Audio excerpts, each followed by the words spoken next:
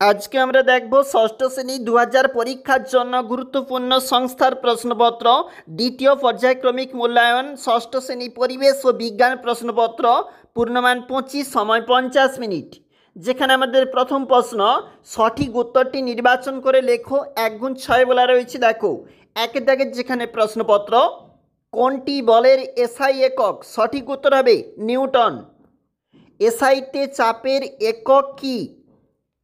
উত্তর হবে পাস্কাল। শ্রোণীচক্রের অস্থিসন্ধি কোন প্রকার? দেখো চারটা অপশান রয়েছে, তোমরা অবশ্যই দেখবে। হেমাটাইট কোন ধাতুর আকরিক? উত্তর হবে লোহা।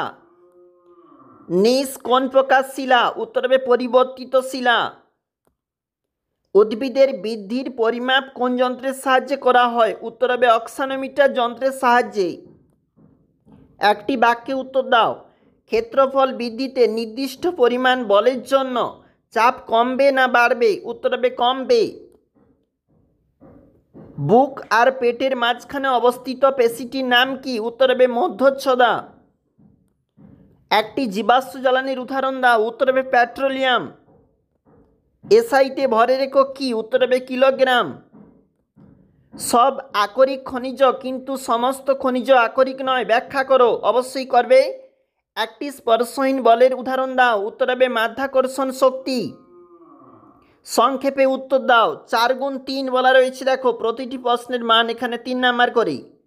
চাপের সংজ্ঞা দাও। বার্নৌলির নীতিটি বিবৃত করো।